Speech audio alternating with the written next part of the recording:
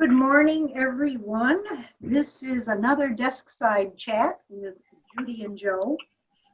We are talking today about collaboration in general.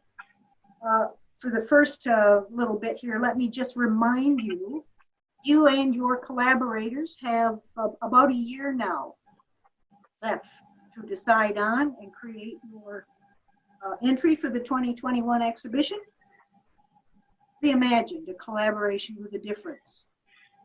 That means right now you have plenty of time to think about what you're going to do and how you and your collaborator or collaborators will answer the question on how you will make the ordinary extraordinary. Keep in mind that right now the only information you need to provide us is due by the 30th of September, and that's your expression of interest. Joe, they're supposed to give us what? Just their name, their name, contact details, email, and also a phone number, because sometimes if there's a problem getting an email through, we need to have some way of being able to contact them, and the payments. That's all. That's all we need. Payment.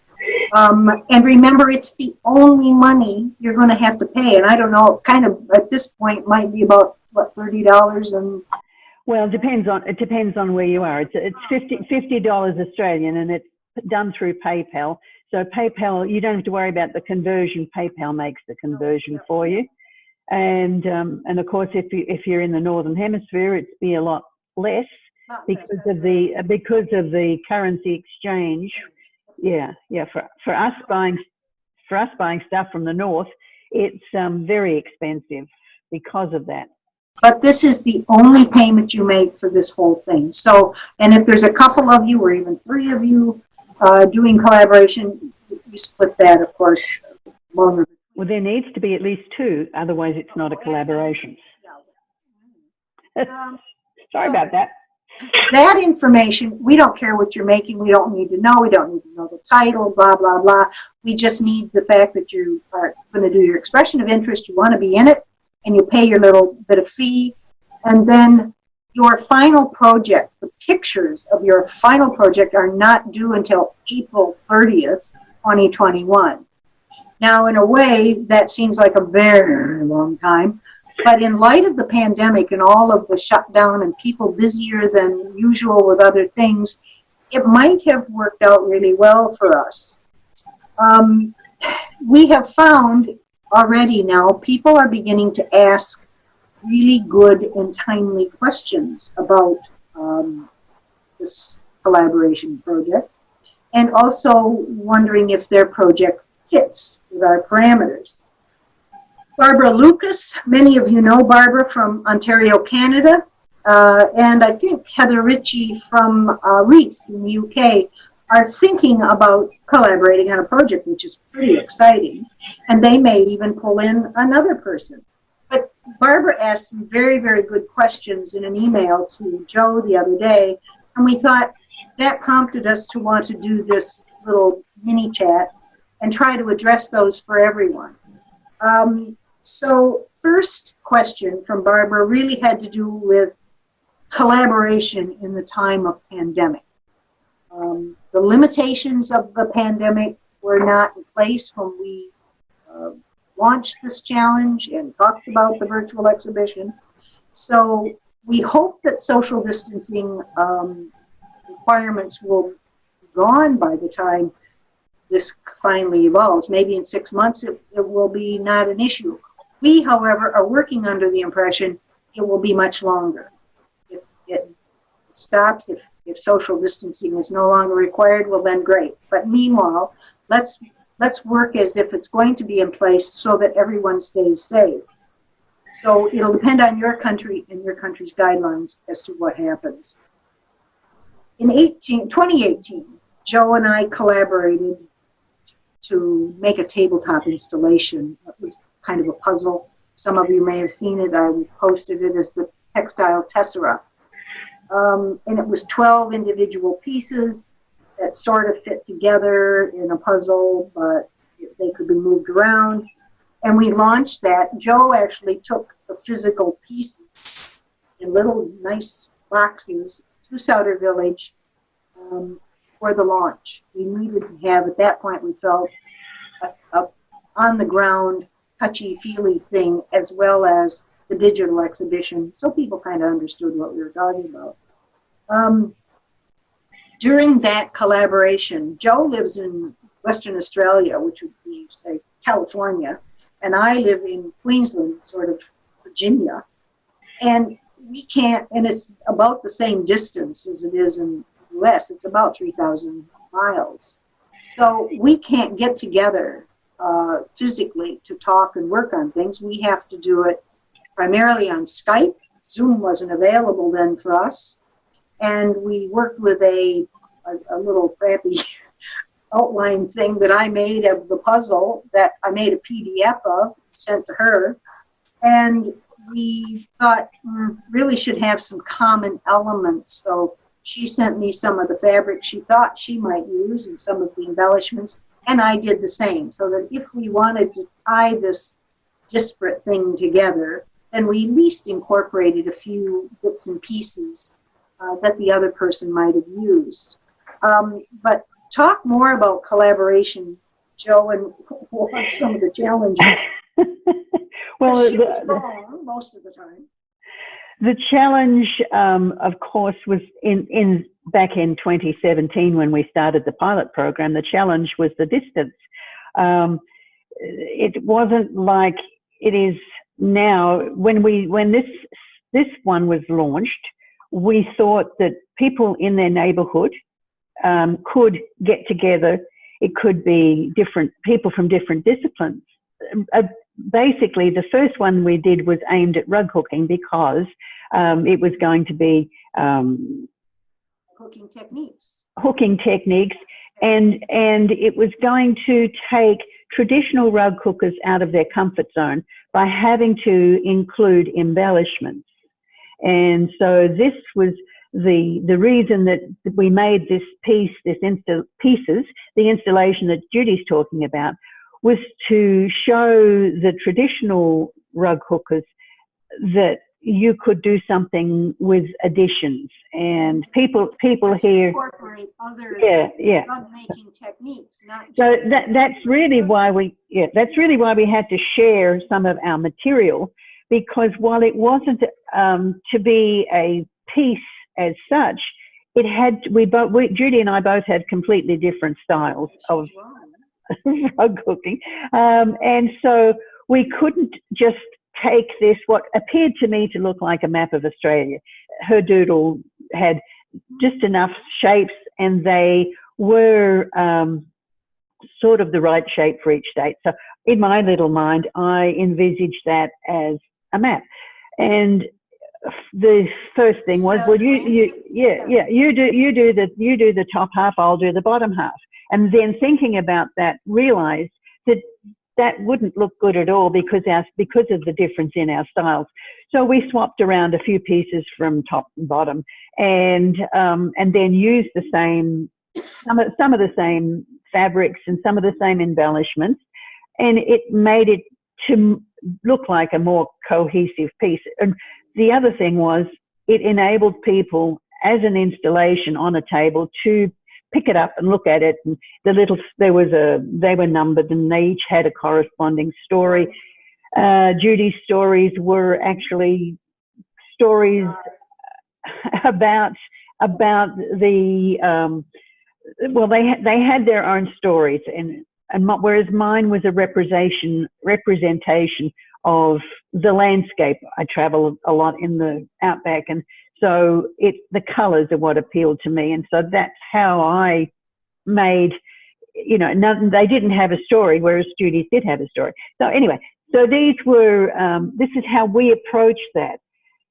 There was a person in that exhibition, and she incorporated her textile piece with a friend who was a wood carver, and so there was two disciplines. And this is what we're hoping for this time, is that we'll get not just back when it was rug hooking, two rug hookers could get together still in this exhibition, and that do different techniques. Or techniques. Or rug Techniques, making. yeah. Yep.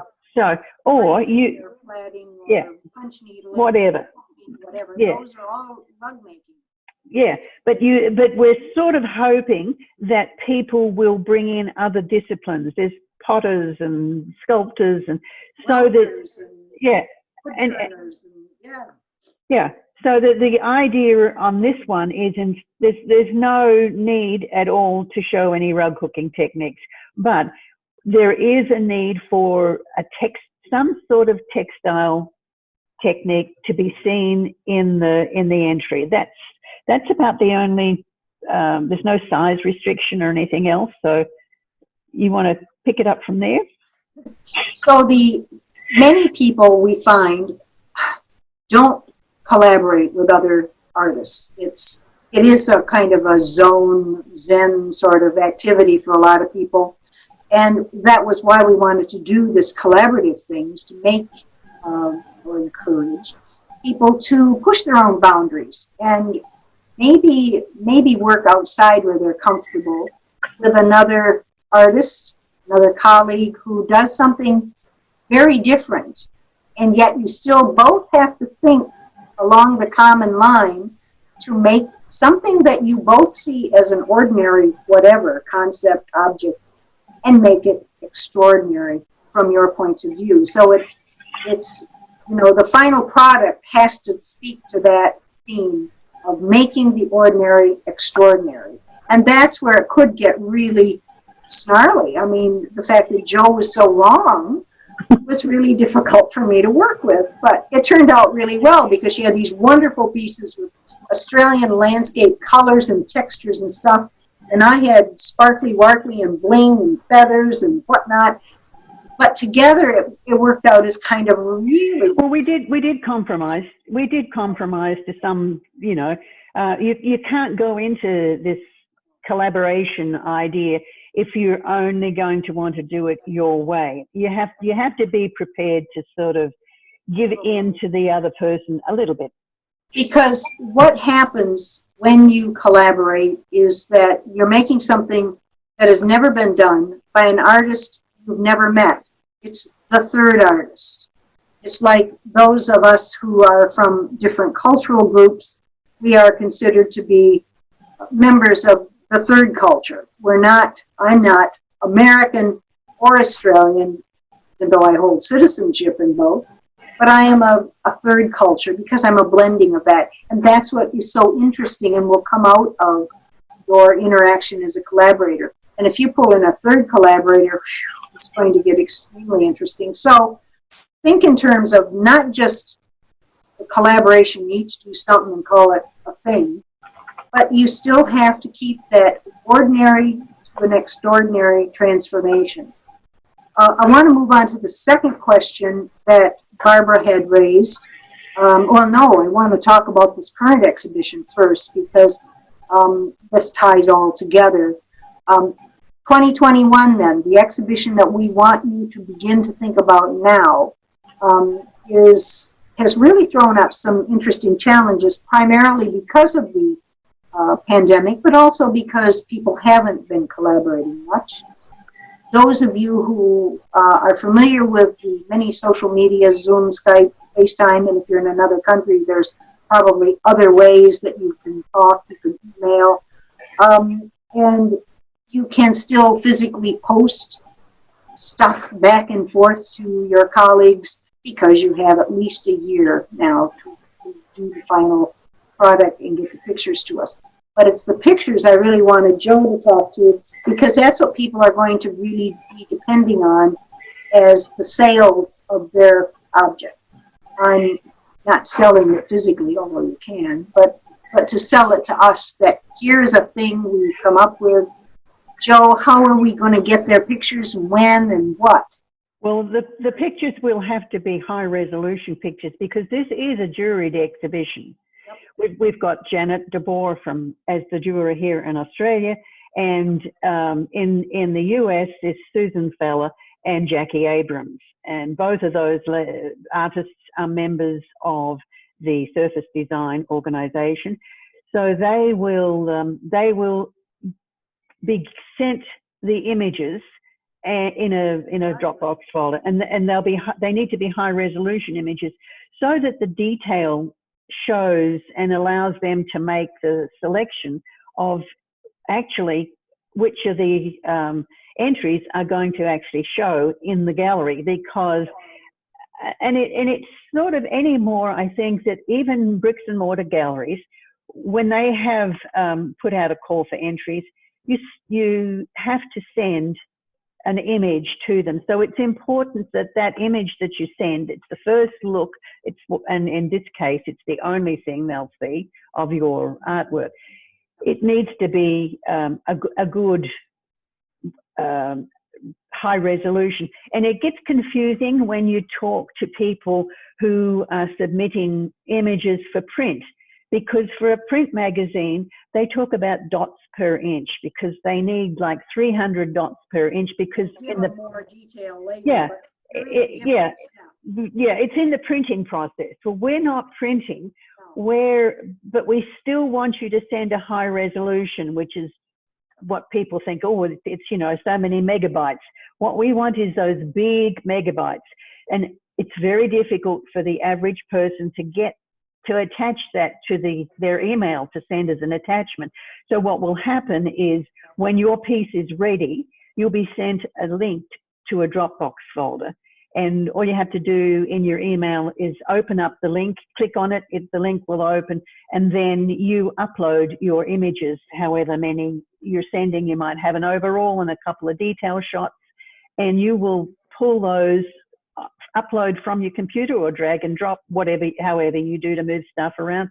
And then you press the send button. So that's the way we will receive. And those folders then will go on to the 3 jurors, and then they will have their period of time where they'll assess individually and then talk to each other about them. And that's where they'll come up with the exhibition pieces. And Kira Mead, who is our curator producer, will take those photos. Now, we were talking yesterday, Joe, and you said, in spite of the fact that people will be sending us high-res photos, when Kira works with those photos to put them in our gallery, the resolution's not going to be quite as high. So people have to expect, it's just a limitation of the platform, and it's the best platform we've been able to find that allows you as the viewer to walk through and control which gallery space you're in, and whether you walk around a wall or come back. But Kira will be restricted as to how high a res she can use. So don't be disappointed. Well, what we found in the pilot was that we had to reduce the large images down to accommodate the size limit that we were given for the gallery, because people who saw it thought that we'd gone to a gallery and photographed it, but the gallery is up in the. It's not a physical gallery. It doesn't exist. It's just a flat. No. That's right. And so she had to. We were limited by size for each piece, but she had the original pieces, and after the exhibition went live, she made a video of it, and in the video. She made a video of the making of our pilot program, and in the video the imagery is wonderful because she was able to use she was in control, and she was able to use the original high resolution images. So and it's a little disappointing because you think, well, when I go into a gallery, even though you're not allowed to touch it, you don't go into a bricks and mortar gallery, textiles hanging, and you don't walk up. Quilters know this. You don't walk up and just sort of start putting the white gloves come out. If it has to be touched, to be moved or hung or everything, then everybody's there in their white gloves. But the viewer is not allowed to just walk around a bricks and mortar gallery and touch the exhibits. So that gets away from this concern people have about, my stuff is so tactile. Well, yes, but yeah, so. Take good pictures that show the tactile ability of your piece, because it would never be touched in a bricks and mortar gallery anyway. I just wanted to move on to the second question, and we can come back. Some of this will reemerge, I think. But the second question that Barbara had asked us, and it was really good. Basically, then, in this challenge, what constitutes a collaborative work? Is it one piece? Is it installation? How many fees are we going to have to pay for? And we've said, and I'm reading from our little blurb here that says, artists have been told you can submit up to 3 collaborative works. An entry fee then is payable for each work. So what does that mean? The collaborative works must address, as I said before, the theme of the exhibition, make the ordinary extraordinary. We don't care what you pick and how you do that. So you decide what ordinary thing, object, concept you choose to make extraordinary with your colleagues. Each artwork submitted can be 2D as one piece or multiple pieces as they relate, sort of like a diptych, or a 3D one piece collection of pieces. It won't matter. And I've just pulled out a couple of examples here that I hope might make it a bit clearer. So in example 1, let's play pretend. Several artists, we've got 3, just for fun. A weaver, somebody who does mixed media textile, and a woodworker. You collaborate then to offer a view to address a particular issue or a theme. And although the individual pieces that you make might have its own name, they fall under a banner of a common theme, like a triptych does, and it would be displayed in the digital gallery as a grouping or an installation. So Kira would take those photos and put them together as a grouping. Now, if they need to go in a particular configuration, you can include a diagram or sketch that shows her this one's horizontal, that's vertical, and this is at an angle, or whatever it might be. Can I just butt in there? Because our original pilot program, we've resurrected it so people can go to it. We'll put the link up on, where will we put the link? It's on the Facebook page, but we'll maybe this video, and we'll figure out how to, because in that there's a piece that Judi did that's exactly what we're talking about. She did an installation piece, and the main photograph showed all of the pieces as a grouping. But when it was displayed in the gallery, that image that was submitted was on the wall, but then this had small pieces within the installation itself. So those detail pieces were displayed alongside of it. So you can go to, it takes up sort of one wall space. There's some dividers in this gallery, so you sort of walk around between the different areas. And so while it was only one image that was submitted, well, it wasn't. It was one image that showed the grouping of the items, but then it was able to be displayed in the gallery with that image, and then with individual items as alongside it. Does that make sense, Judi? Oh, yeah. Makes your piece. It makes wonderful sense. But it could be a collection. I think Barbara was thinking about a collection. I think she was thinking about sort of postcard size of different things, and they could be hung as a group. Just it's up to the curator to do just like you would do in a regular bricks and mortar gallery. Is this the point where you want to tell people we're not trying to replace the bricks and mortar gallery? Yeah. That's No, true. or am I running ahead, Adam? No, you can see it. Yeah, because this is just another way of artists being able to show their work.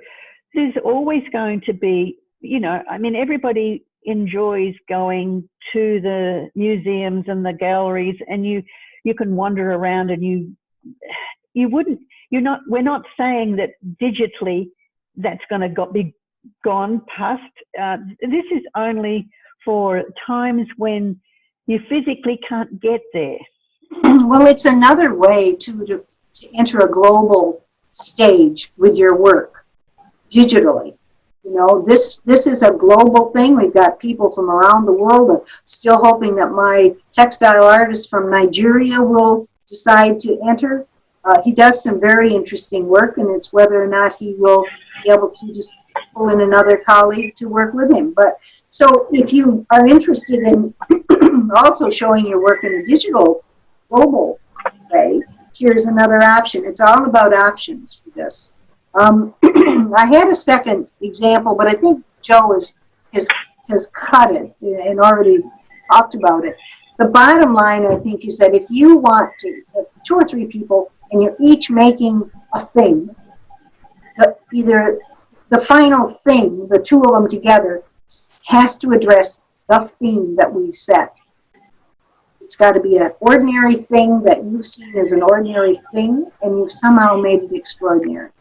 Don't just make a couple of things and put them together. I mean, they do have to speak to that theme, and I think most people understand that. But, you know, if you knit a sock and put a stick of wood with it, well, you know, I might have a little struggle trying to think of what ordinary thing you could just. I think Barbara's question was, if we're in different countries and we're doing components of this piece, how do we come up with a finished image of the work, where it's assembled? I mean, if you're in the local area working with other people, you can deliver it to somebody. You can deliver it to a central point, and then it can be composed and a photo taken of it. That can't happen if you're one in Canada and one in the UK. But your project has to be one that doesn't necessarily have to be assembled, or it's one that can be mailed, timely fashion, to somebody else to put together. Yeah, well, that's one way of handling it. You can pass the components on to the next person, and somebody will finish up with them all, and they can take a photograph. Or you can each send an image of the piece that you're working on, and it can be shown hanging on the wall, assembled the way the pieces fit together. Does that? That an illustration so that yes, knows how to do that. But So the images can come from different places, or you can physically send the work. I think that's been done before. Some of the magazines have challenges where everybody does a little bit on the same piece and they ship it off to somebody else. They work on it and so on. I know. I've seen that happen. This is like that red dress that was worked on by the women in 27 countries or 187 countries, where they all did their own embroidery.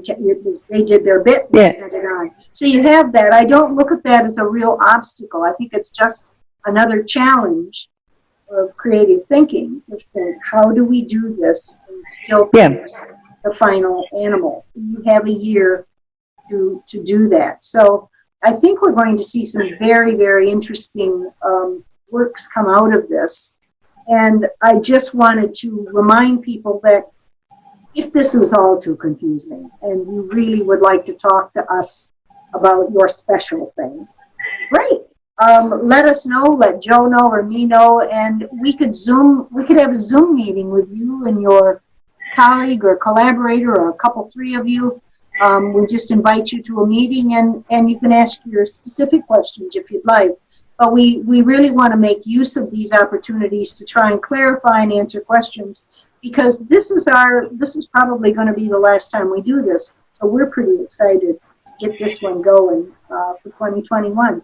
Anything else you want to add, Joe? No, I think we've pretty much covered it. But like you say, we're open to being contacted, either by email with questions or face to face. On Facebook, face to face. Or if you'd like a Zoom meeting or a Skype meeting, do let us know, because it's a nice way for us to meet some of the artists around the world that we know. And I think we need to stress that these pieces are going to be juried by well-known artists. So, and they're going to be, the hanging of them will be considered as if they were going into a regular gallery. Now, because there's no restrictions on size or theme, it's going to be a little bit, it's going to be a little bit different, and it's going to be a real challenge for the curator to assemble them in the gallery so that they all look good. You don't want to destroy the look of somebody's fine work or artistic work, but it should. Because it is in a gallery setting, we've tried to say to people, look, there's really no size constraint except please don't make something 113 meters high that would have to be an outdoor installation, because it is going to have to fit physically into a gallery space. You may take up a big chunk of space, that's fine, but try to keep the limitations really somewhat realistic so that they would go into a normal bricks and mortar gallery you could walk through and around. Yeah. And that you can actually photograph it as a thing, as a final object. So, but again, if you have questions about that, let us know, and we're happy to talk with you. Good. Other than that, stay safe and think collaboration. That's it for Joe and Judy, and we'll talk to you next time. Bye. Okay, bye.